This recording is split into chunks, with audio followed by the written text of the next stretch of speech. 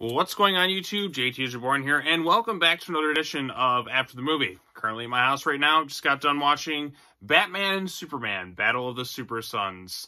And I'm here to give my quick thoughts on it. So, yeah, the Super Sons finally got a movie, which a lot of people have been saying for years. This is a no-brainer. These two have an excellent dynamic. The comics themselves are fantastic. As you can see right here, I got the original first issue of Super Sons, written, of course, by Peter J. Tomasi, art by Jorge Jimenez. For years, ever since the Super Sons first debuted, I think was it back like in 2016, 2017? Actually, the first issue I think was 2017, and then they met up in like I think 2016. I think it was like an issue of Superman Rebirth where they had like a two-part thing, and then it kind of set the stage for Super Sons down the road. Yeah, so Super Sons, after all this time, finally getting a movie, and what are my quick thoughts on it? So, I really had a good time with this thing. It doesn't reinvent the wheel or anything like that. Like, within the first, like, 10-15 minutes, I'm just like, wow, this is really actually quite good. It doesn't really push the boundaries too much in terms of storytelling, but in terms of, like, heart and humor and the characterizations, everything feels really on point here. And I found myself really invested in a straight-to-video DC animated movie for the first time in what was it, since like Apocalypse War, one that I've actually like really cared about. It's been a long time, it feels like, because like pretty much post that movie, I know a lot of people don't like that one, and some people are really into it as more of a divisive one, but you know, it had decent enough reviews. Post that, like ever since like the Tomorrowverse, and you had movies like Injustice and that, nothing in terms of like the new animated DC films has really kind of like gripped me, or something I really gravitated towards in quite a long time. So when I heard they were making this one, I was really instantly sold. I was excited because I love the Super Sons. You follow my channel, you know, time and time again, I love the Super Sons. I've mentioned time and time again how aging up Jonathan Kent into the current Jonathan Kent that they have right now in terms of the comic books was a really bad idea. And watching this movie again, once again, reiterated the fact that aging up John Kent before it was necessary was another bad idea, because the dynamic and the storyline potentials of all this stuff, it brought back so many good, nice, warm, nostalgic memories, but it didn't necessarily recreate any of the stories. They did their own original story right here. The Titans and other characters are kind of from different generations, kind of mixed up. I mean, you have Wonder Girl and the Titans this time around. I think you have like a mixture of her. You have cyborgs kind of briefly there, like Martian Manhunter was kind of working around that, Beast Boy. Most of them don't really have speaking roles. The only other member of the Titans that kind of has a sort of speaking role is Cassie Sandsmark's Wonder Girl. But other than that, it's just really the focal point is on John Kent and Damian Wayne. And seeing this John Kent in something new in its own continuity, I guess if you will, it was so refreshing to see. Like, you had Jack Dylan Grazer, who, of course, is in a lot of things. He's done a lot of voice work for Pixar. He also was in Stephen King's It, and, of course, he is Billy's best friend in the Shazam movies. So, and he's excellent in that, and he's excellent as the voice of John Kent. I think Jack Griffo's the voice actor who plays Damian. Now, I am a little biased towards Stuart Allen's portrayal of Damian, but I like this take on Damian here. It's more in line with the Super Sons comic books, although he is still kind of restrained. He still has kind of that, like Tomasi-esque touch. I mean, this one's written by Jeremy Adams, who writes plenty of DC comic book storylines. He's been doing a good job on the Flash run from what I've read so far. So he gets the Super Sons. He gets their dynamic. He gets what's appealing about it. John is a little bit more sarcastic. Damian has kind of this more smug, natured comedy to him. But he also doesn't play well with others at this point in time in the series. So, and the comedy is on point. It's very heartfelt. Like, I love seeing the stuff where John is just kind of with his dad. Those warm character moments, I feel like, have been so absent in so many animated DC films as of late, and especially in DC Comics, compared to where it was back in the Rebirth era. Reading this made me flash back to that time when Rebirth kind of ruled the comic book world. And it's only been a few years since then, but wow, it's like, just seeing this just reminded me of how good this was. And if you get the chance to read Super Sons, it's a fantastic book. And this turned out to be a very enjoyable movie. So the story point this time around, nothing too unpredictable or anything like that. I could pretty much predict a lot of the story beat for beat. But just because something is, for the most part, predictable doesn't mean it's not enjoyable. There are some funny moments, of course.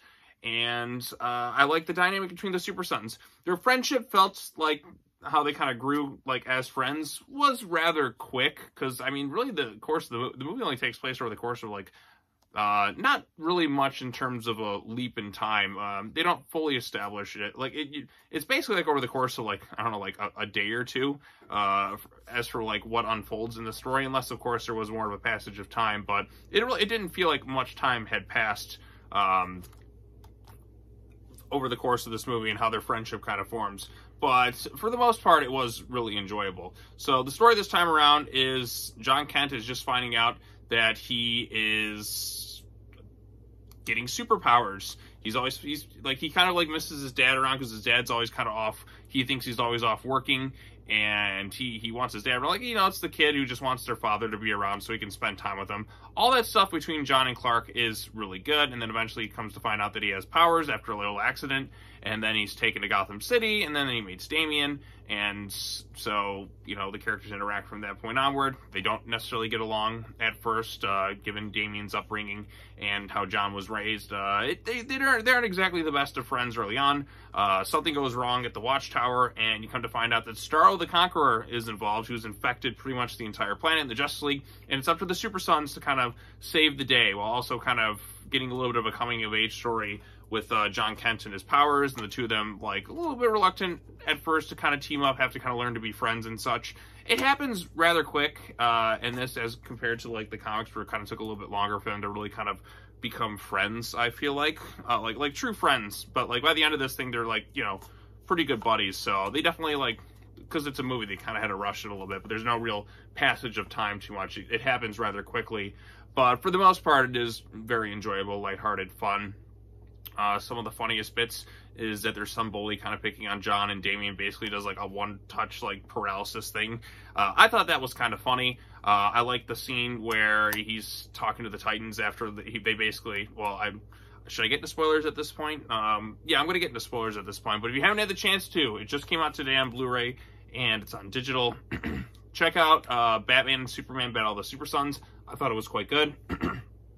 The only thing that's really iffy for me is the animation choice. It's the first animated DC film in terms of like their straight-to-video kind of lineup like this that was done in like a fully CG.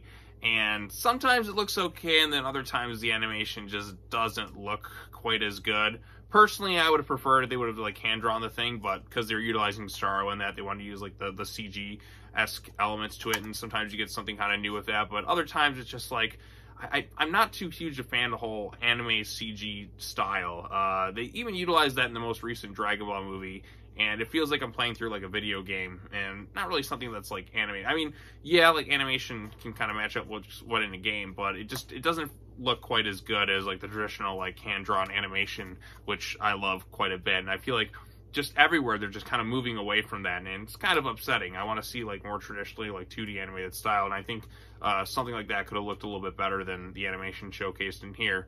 But for the most part, it still worked. It didn't bother me too much, but I was still kind of a little iffy in terms of the animation style. Same with like the Tomorrowverse animation style, or as I call that, the Archer animation style. I feel like we haven't had a really good looking animated DC movie in quite a while, because we've been stuck in like kind of so-so animation. I think it used to be kind of better, even in the animated movie universe style that was done before. That could have been better too, but I liked it more than the current styles that DC's been kind of showcasing in their animated movies. But yes, so I'm gonna get into spoilers at this point, but I just wanted to say Batman Superman Battle of the Super Sons, really enjoyable.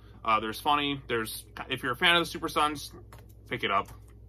It's pretty good. So anyways, some of the spoiler bits right here. So spoilers, like I said, end of the movie, they do manage to stop Starro, and there was like one bit of humor I thought that was kind of funny that kind of played into Damian's smugness, which is probably the part I may have laughed the most.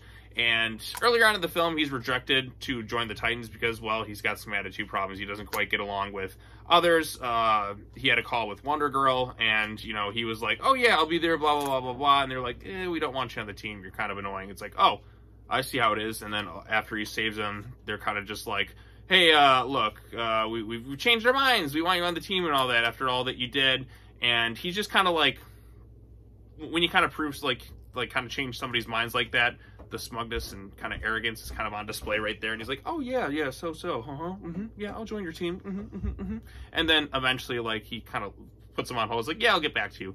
I thought that was funny, and even the movie kind of ends on a bit of a joke where they're kind of sitting over on like a watch, or like not the watchtower, but some water tower in Smallville, and Damian kind of pushes him off like, "Yep, still can't fly." So yeah, I thought it was quite enjoyable. No real major post-credit scenes or anything like that, but I thought the movie was quite good. So anyways, I think that's all I really wanted to say. Check out the movie. It's quite good, and I think you'll like it. Peace out.